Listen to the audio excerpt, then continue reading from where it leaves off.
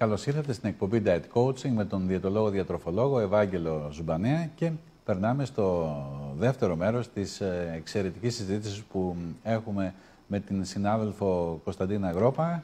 Κωνσταντίνα, συνεχίζουμε αυτό το μαραθώνιο με τεχνικές αυτοβελτίωσης.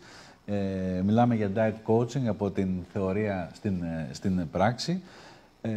Και είχαμε κλείσει στο προηγούμενο μέρος με την άσκηση δες στο σενάριο από την ανάποδη, όπου είχαμε πει τι μπορεί να κάνει κάποιος για να καταστρέψει τα πάντα που έχει κερδίσει στην υγεία του.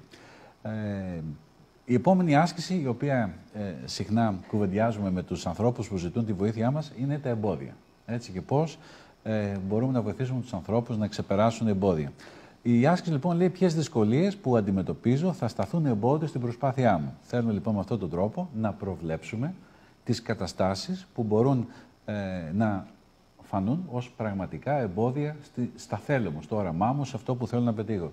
Συνήθως οι άνθρωποι που αναλαμβάνεις τι σου εκφράζουν? Το μεγαλύτερο εμπόδιο από όλα που έχω καταλάβει εγώ είναι η σαμποτέρ. Όπως, δηλαδή? Ο σύζυγος, η πεθερά που φτιάχνει τα γλυκά, αυτά εννοώ. Υπάρχουν και άλλα εμπόδια βέβαια, αλλά αυτό είναι που έχω εγώ εντοπίσει σαν πιο σημαντικό. Δηλαδή, το να οργανώνω τα γεύματά μου. Διάφορα, δηλαδή την άσκηση, τι ώρα να τη βάλω. Αλλά για όλα αυτά υπάρχουν ασκήσεις για να τους βοηθήσουμε. Ένας λοιπόν σύζυγος που ξέρει ότι η σύζυγός του είναι σε ένα πρόγραμμα διατροφής και πρέπει να προσέχει και έρχεται μέσα με παγωτό τώρα που ξεκινάει. Πώς θα πρέπει να αντιδράσει η σύζυγος, τι θα πρέπει να του πει? Τι θα έλεγα εγώ? Αγαπούλα μου, υπάρχουν πάρα πολλοί άλλοι τρόποι να μου δείξεις την αγάπη σου. Δεν είναι αυτός ο σωστός τρόπος. Πολύ ωραία. Και άμα σου πει, εγώ τα πήρα για μένα, για τα παιδιά. Καταστρέφεις και εσένα, καταστρέφεις και τα παιδιά. Αυτό θα έλεγα. Και επίσης μια άλλη ωραία πρόταση είναι ότι μπορούμε όλοι να φάμε παγωτό και να βγούμε ένα ωραίο περίπατο, να πάμε να φάμε όλοι από ένα μικρό κεσεδάκι παγωτό, γιατί αν υπάρχει στο σπίτι, το πιθανότερο είναι ότι θα το φάει η σύζυγος, θα βιώσει και τις ενοχές, οπότε εδώ χρειάζεται μια βοήθεια. Μία άλλη άσκηση, αφού θέσαμε το όραμα και είπαμε ότι πώς θέλω να είμαι, πώς θα είμαι, ποια θα είναι τα ωφέλη της αλλαγής, είναι οι στρατηγικές που θα ακολουθήσω για να φτάσω πιο κοντά στο όραμά μου. Συνήθως, οι οποίες οι στρατηγικές βασίζονται πάνω στα εμπόδια. Από την προηγούμενη άσκηση βλέπουμε ποια είναι τα εμπόδια και για κάθε εμπόδιο φτιάχνω μια στρατηγική. Όπως είπαμε για τον άντρα, ότι θα πει στον άντρα της αυτό, στα γεύματά της πώς θα το οργανώσει το Σαββατοκύριακο, πάντα τους βοηθάμε με το να φτιάχνουν τα περάκια, σακουλάκια να έχουν για όλη την εβδομάδα ή οτιδήποτε άλλο υπάρχει, το αντιμετωπίζουμε στην πράξη. Εδώ υπάρχει και μια πολύ ωραία ερώτηση που θέτουμε σε αυτές τις διεργασίες. Ας πούμε, έχουμε ένα τραπέζι της Κυριακής, όπου ξέρουμε ότι υπάρχει πολύ φαγητό, υπάρχει ποικιλία φαγητού, υπάρχει ποτό, υπάρχει γλυκό και συχνά ένας άνθρωπος μπορεί να παρασυρθεί. Υπάρχει μια μαγική ερώτηση, η οποία λέει πώς θέλω να είμαι μετά το γεύμα. Ωραία ερώτηση. Αν αυτό λοιπόν κάποιος το γράψει, θέλω να έχω φάει αυτά τα πράγματα συγκεκριμένα, να έχω πιει ας πούμε μέχρι 2 ποτήρια κρασί, να έχω δοκιμάσει 5 μπουκές γλυκό από αυτό που θεωρήσω ότι είναι καλύτερο. Αν αισθανθώ ότι χορταίνω, μπορώ να σηκωθώ και να κάνω ένα περίπατο. Αυτό θα με βοηθήσει ώστε όταν τελειώσει αυτό, εγώ να είμαι αυτό που θέλω να είμαι. Πολλές φορές, εγώ προσωπικά το έχω αντιμετωπίσει και με φίλους μου που έχουν άλλες αντοχές στο αλκοόλ και εγώ δεν έχω πια. Και καμιά φορά έχει τύχει να με έχουν παρασύρει να πιω και εγώ παραπάνω. Οπότε σε ένα μεσημεριανό τραπέζι, αν εγώ πιω λίγο παραπάνω, μετά θέλω να κοιμηθώ, έχω χάσει τη μέρα μου. Οπότε πολλές συχνά σκέφτομαι ότι πώς θέλω να είμαι μετά από το τραπέζι. Και έχω πει ότι θα πιω 3 ποτήρια κρασί και μετά θα έχω τη σόδα μου, θα έχω φτιάξει το αφέψιμά μου, θα συνεχίσουμε αυτά, θα συνεχίσουμε μια μεγάλη κούπα καφέ, θα είμαι μαζί στην παρέα, αλλά όταν τελειώσει αυτό δεν θα χάσω το υπόλοιπο Σάββατό μου. Είναι μια σαν να λέμε οραματίζεσαι το γεύμα. Ακριβώς. Όπως πολλές φορές μου έχει τύχει ας πούμε, με κάποιον νεαρό, ο οποίος βγαίνει το Σάββατο το βράδυ, πίνει, μετά πάει, τρώει και η ίδια ερώτηση. Πώς θες να είσαι την Κυριακή το πρωί που θα ξυπνήσεις? Το βάζεις, το σκέφτεται και συνειδητοποιεί ότι δεν θέλω να έχω καταστρέψει το πρόγραμμά μου. θα πιω με μέτρο, θα πιω νερό. Αν ακολουθήσω με τους φίλους μου, θα κοιτάξω να έχω φάει νωρίτερα. Ή όταν θα πάω στο μπαρ, θα πίνω το ποτό μου, την πύρα μου, χωρίς να τσιμπολογάω τους ξηρούς καρπούς, τους αλμυρούς, που μακροπρόθεσμα με κάνουν και διψάω και θέλω να πιω περισσότερο. Και με αυτόν τον τρόπο μπορεί αυτό το παιδί, αυτός ο άνθρωπος ή ο ανήλικας, ολοκληρώνοντας τη βραδιά του, να είναι καλά, να μην είναι και επικίνδυνος, αν τύχει και βγει στον δρόμο να οδηγήσει. Τώρα, υπάρχει μια άλλη άσκηση, η οποία πάντα είναι γραπτές. Πάντα είναι γραπτές και τους τις δίνω. Έτσι είναι πολύ Κάποιες σημαντικό. χρειάζεται κιόλας να τις βάλουν στο ψυγείο του. Έτσι. Μιλάμε λοιπόν πάντα για τεχνικές που χρησιμοποιούμε μέσα από την εκπαίδευση, Master Practitioner on Eating Disorders, αλλά και από το βιβλίο του συναδέλφου Αντρέα Κωνσταντίνου, My Diet Coach. Υπάρχει άσκηση λοιπόν ο μεγαλύτερος κίνδυνος. Έτσι, λέει, σκέψου καλά και απάντησέ μου ποιος θα ήταν ο μεγαλύτερος κίνδυνος στη ζωή σου, αν τελικά κατάφερες να φτάσεις στο στόχο σου. Λοιπόν, τεράστια ερώτηση. Τεράστια ερώτηση. Τεράστια ερώτηση. Την οποία κανείς δεν φαντάζεται ότι υπάρχει κάποιος κίνδυνος από πίσω. Όλοι νομίζουν ότι μονάχα θέλουν να χάσουν αυτά τα κιλά που τους βαραίνουν. Υπάρχει ένας κίνδυνος από πίσω που τους σταματάει από αυτό. Μπορεί να μην είναι μόνο ένας ή να είναι ένας βασικός και να είναι και επιμέρους κίνδυνοι.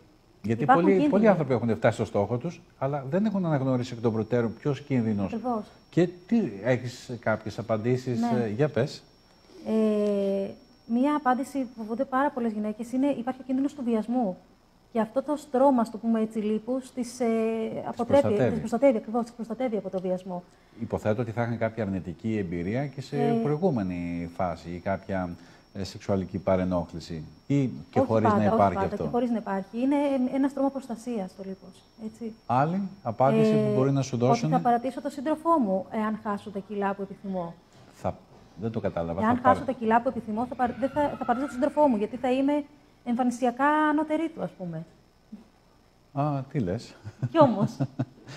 Και υπάρχει και τι άλλο θα σε φόβιζε πέρα από αυτό, αν τελικά έφτανες εκεί που θέλεις. Έχεις κάποια διαφορετική απάντηση, την χάνει να έχεις κάποια διαφορετική απάντηση. Εκεί. Εγώ πολλές φορές υποθέτω ότι κάποιοι άνθρωποι δεν αντέχουν και το θαυμασμό. Έτσι, δεν αντέχουν την ίδια τους την εικόνα να έχει αλλάξει. Έτσι, όταν για πάρα πολλά χρόνια έχεις μια συγκεκριμένη εικόνα και αυτή αλλάζει, δεν μπορείς και να την αποδεχτείς. Πολύ συχνά κάποιος όταν ξεπεράσει ένα στόχο, γιατί πολλές φορές λέμε ότι η διατροφική διαταραχή όταν λυθεί, από κάτω κρύβεται κάποιο ψυχοσωματικό κομμάτι το οποίο χρειάζεται να λυθεί. Ή ξέρεις, κάποιους που έχουμε και τους ανθρώπους που όλα είναι λίγο άρρωστοι, λίγο τόνα, όλο γκρινιάζουν και άμα γίνεις καλά, πολλές φορές ξέρεις, τραβάς και την προσοχή με τον να γκρινιάζει κάποιος. Ακριβώς. Έτσι. Οπότε είναι ένα πάρα πολύ ωραίο ερώτημα. Τώρα, μία άλλη ερώτηση που πάντα αξίζει τον κόπο να την κάνουμε στους ανθρώπους μας είναι το τεστ ετοιμότητας. Έτσι, όπου θέτουμε σε μια κλίμακα από το 0 έως το 10, όπου 0 σημαίνει καθόλου σημαντικό και το 10 σημαίνει πολύ σημαντικό. Πόσο σημαντικό είναι για σένα να θες το όραμά σου. Έχεις δει κανένα που δεν βάζει 10? Εννοείται. Αυτό, δηλαδή...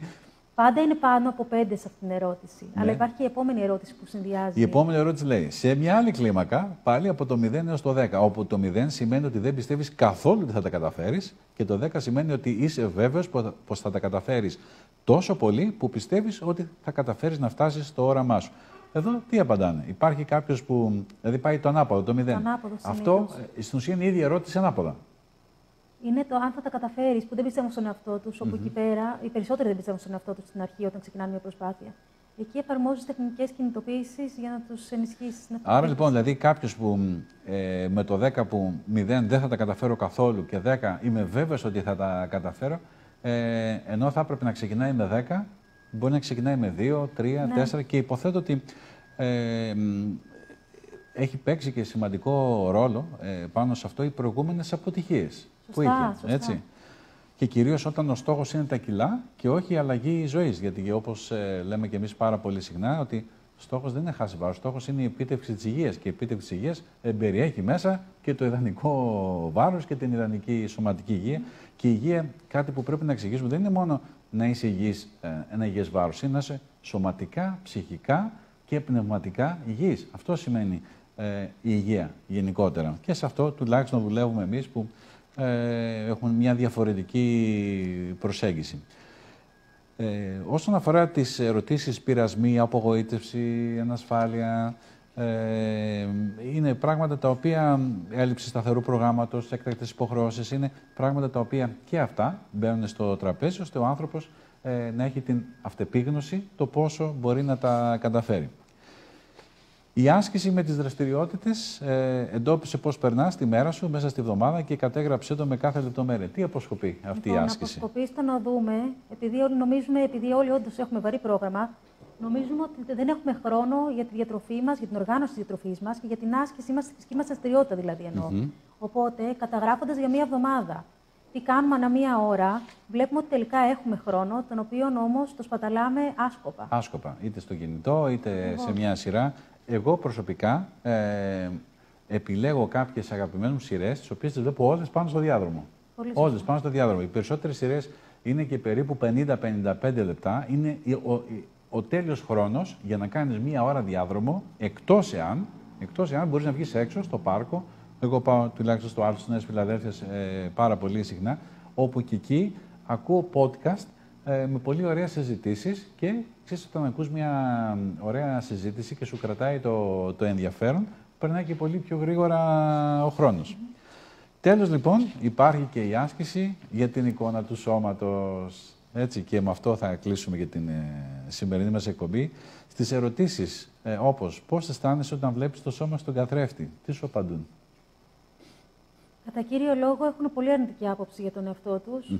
Δεν έχουν αγαπήσει τον εαυτό τους και δεν μπορούμε να ξεκινήσουμε έτσι σωστά. Πρέπει κάπως να αποδεχτούμε το σώμα μας για να ξεκινήσουμε μια σωστή προσπάθεια. Μάλιστα. Στην ερώτηση σκέψου πότε ξεκίνησες να νιώθεις έτσι και με ποια αφορμή ή ποιες αφορμές? Είναι συνήθως λόγια που μας έχουν πει οι γονείς μας στην παιδική ηλικία ή κάποιοι φίλοι στο σχολείο, το λεγόμενο bullying, τα οποία μας έχουν στιγματίσει και αυτές οι λέξεις μας έχουν μείνει για τον εαυτό μας, ότι ισχύουν αυτές οι λέξεις. Μάλιστα. Ποιες είναι οι τεχνικές σου για να αποφύγεις καταστάσεις που σε φέρνουν σε δύσκολη θέση? Τεράστια ερώτηση. Εδώ θέλει πάρα πολύ κουβέντα για να μπορείς να αντιστέξεις στα επικριτικά σχόλια, όπου εδώ χρειάζεται ο άνθρωπος να εκπαιδευτεί ακόμα και στις απαντήσεις. Ακριβώς, ώστε να μην αποφεύγει καταστάσεις, αλλά να τις αντιμετωπίζει. Και καταρχάς να πούμε ότι οποιοδήποτε κάνει σχόλιο για το βάρος άλλου έχει ο ίδιος πρόβλημα με το σώμα του. Έτσι, είναι δικό του κόμπλεξ που το μεταφέρει στον άλλον, το καθρεφτίζει στον άλλον. Έτσι ακριβώς. Άρα λοιπόν, ξεκινώντας με την πληροφορία για τον δικό μας άνθρωπο, ότι όταν κάποιος θα κάνει σχόλιο για το βάρος, έχει ήδη πρόβλημα με το δικό του βάρος, ακόμα και το να αντιπαραθέσει την ερώτηση, εσύ τι πρόβλημα έχεις με το βάρος, θα σου πει και εγώ δεν αισθάνομαι καλά, έχω πάρει κάτι. Άρα εδώ πέρα λοιπόν υπάρχουν τεχνικές τις οποίες χρειάζεται να εκπαιδεύσουμε εμείς τους ανθρώπους με έτοιμες απαντήσεις. Έτσι. Έτοιμες απαντήσεις στο τσεπάκι. Ναι. Για πες, δύο-τρεις. Εσύ έχεις κοιτάξει πώς είσαι? Αυτή είναι μια πολύ ωραία απάντηση. Μπορεί να ακούγεται άσχημη, αλλά πρέπει και άλλος να κοιτάξει λίγο. Μάλιστα. Τι θα συμβεί εάν... Τι αποζητούμε με αυτήν την ερώτηση? Με αυτή την ερώτηση. Πρώτα απ' όλα να δείξουμε στον άλλον ότι όπως τον ρωτάνε, έτσι μπορεί και εκείνος να αντιστρέψει την ερώτηση. Δεν έχει δικαίωμα μόνο ο άλλος να τον επικρίνει, αλλά έχει δικαίωμα και εκείνος να κρίνει. Και επίσης η απάντηση σίγουρα θα μας ικανοποιήσει του αλλού. Μάλιστα. Στην άσκηση αυτή τη βδομάδα θα κάνω τα εξής. Συνήθως τι βάζουν επιτάπητος? Θα πάω να δοκιμάσω ρούχα τα οποία στο τάδε μαγαζί θα με επικρίνανε.